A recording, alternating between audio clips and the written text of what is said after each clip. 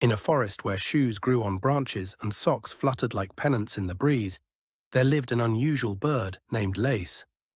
Lace was not feathered in the ordinary sense. His wings were stitched from sneaker canvas, his chest shone with patent leather, and his tail feathers swished like the laces of a well-kept boot. To top it all, two gleaming soles, perfectly polished, served as his dainty feet, each gliding quietly over the mossy forest floor. Now Lace took great pride in his footwear. While other birds chirped from the treetops, Lace preferred to shuffle, slide, or moonwalk across the leaves. His favorite hobby, showing off his fresh soles to any creature willing to look. One crisp morning, with sunlight dappling through the laces of the trees overhead, Lace stretched out his impossibly flexible wings, preparing for another day of dancing.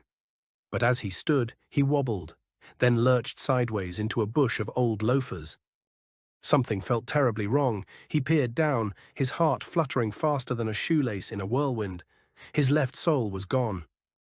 Without his second sole, Lace could barely take a step without stumbling. Glide, impossible. Moonwalk, out of the question. He felt lopsided and deflated. Determined not to let disaster keep him down, Lace tucked a crinkled map under his wing, tossed together a snack of braided shoelace and berry jam, and limped bravely into the woods in search of what he'd lost.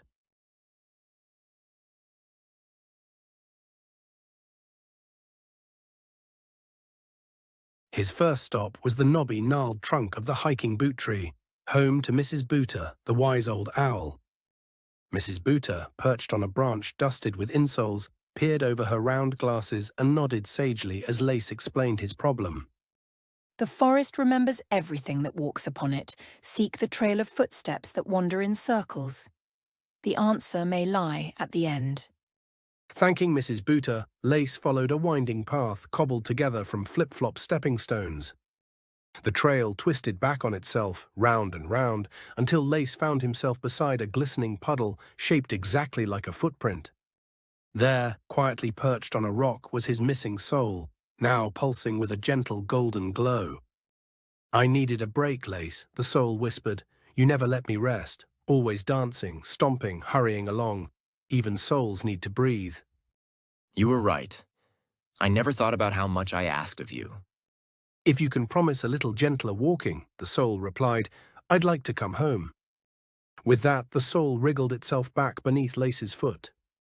Now reunited, Lace took not a leap or a skip, but the slowest, most careful walk of his life, feeling every soft cushion of moss. It felt, for the first time, exactly right. Moral: even the toughest souls need time to rest. Taking care of what carries you might just lead you somewhere wonderful. The end.